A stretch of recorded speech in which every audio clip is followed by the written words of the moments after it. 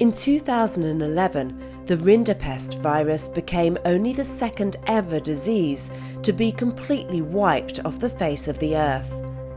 A disease affecting livestock rather than people, it ravaged southern Africa in the 1890s, killing almost 90% of all cattle. More recently, in the 1980s, another outbreak killed millions and cost an estimated $500 million. And the disease was not confined to Africa. Rinderpest was a global problem, and so was the effort to eradicate it through mass vaccinations and surveillance. 1995-96, there were cattle losses in the northern area of Pakistan, around 40 to 50,000. And basically this prompted us to look into the possibility of eradication of Rinderpest. Now we're in the era of post-eradication. The issues we have right now, we have more than 23 countries keeping Rinderpest virus in their laboratory. So countries got two options for the stock of virus to keep it, either to destroy it or to save it. If they wanted to save it, they usually wanted to save it for the purpose of production of vaccine or having diagnostic tests available for them in case Rinderpest ever comes back. The United Nations Food and Agriculture Organization, FAO, is sending a team of experts to help countries achieve the safe destruction or safe storage of their remaining virus. Kenya is one of the countries taking advantage of FAO's offer of assistance.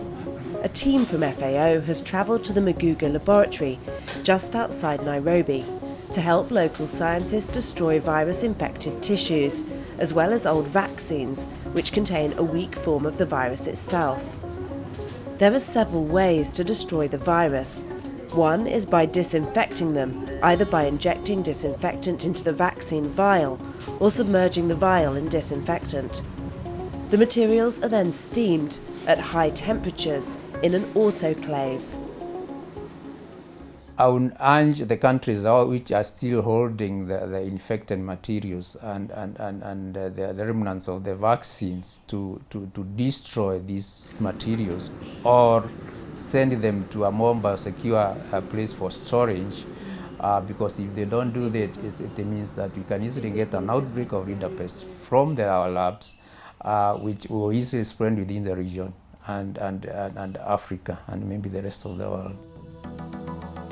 For those countries looking to store their remaining virus, FAO and the World Organization for Animal Health, or OIE, have identified 5 approved biosecure facilities worldwide, including the Purbright Institute in the UK, the African Union's PanVac Centre in Ethiopia, and 3 further facilities in the US and Japan.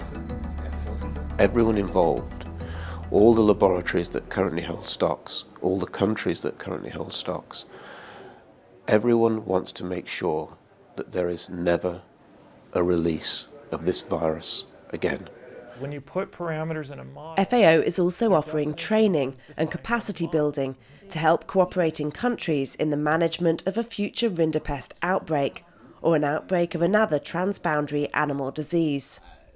what might a Rinderpest outbreak look like if the virus were to escape into the cattle populations today?